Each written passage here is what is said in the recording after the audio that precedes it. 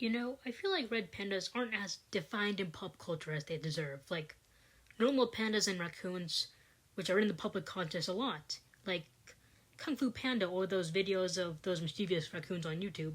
What do red pandas get? Well, there's the pictures of them standing on their hind legs. To get some basic information out of the way, red pandas are about 3 feet long, with reddish-brown fur, bushy tails, and pointed ears. They can weigh up to 33 pounds. The Chinese name for red pandas is Ha Hu, or firefox. They are shy and not aggressive, and will defend themselves with their claws and teeth if necessary. Did you know red pandas are most active when zoos are closed, or when zookeepers arrive with food 4 to 6 and 10 to 2? Huh. They're like me, most active when it's time to eat. Then I retreat into my evil lair known as my bedroom.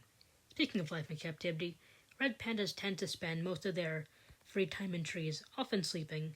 They also spend a lot of their time sunbathing, which is another trait they share with me. Well, at least the sleeping part. In the wild, it also provides them an escape route from predators, but obviously they don't need to worry about that in captivity. Lazy freeloaders. Red pandas start their day similar to cats. They bathe themselves by licking their front paws and then cleaning the fur all over their body. This behavior is present both in captivity and in the wild. Remember, kids, survival is second after cleanliness. You might die, but at least you'll be clean. Red pandas are also big eaters and spend a lot of their time eating plants, mostly bamboo, bark, and fruit. In a single day, they must consume 20 to 30% of their body weight in food, so I can take comfort in knowing I don't eat proportionally as much as a red panda. One particular study tracked the behavior of 2 pairs of red pandas in captivity at the Parco Natural Vida Garden Zoological Park. Lyoshi and Nyama, whose names I definitely just butchered, as well as Lin and Madtuk. I wouldn't be surprised if I mispronounced those as well.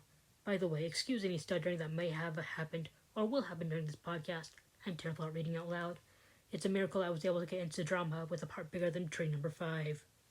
Both groups have 1 male and 1 female. Ew, girl cuties! It's worth noting that the first couple, whose names I don't want to try again for fear I might butcher them even more, gave birth 3 months prior. Throughout the study, red panda activity time ranged from 40% to 53.4% of the total observed time. Meanwhile, inactivity for both pairs was a little over 40%. Previous studies had similar results, finding red pandas were active roughly 40 to 50% of the time. Like I said, lazy freeloaders, just like me. Moving on to their behavior in the wild, unlike in captivity, they prefer to stay solitary or in small groups, while in captivity they are much more social. This obviously means the extroverts are brainwashing them. A moment of silence for our fallen introvert brothers, dragged out by their extrovert friends.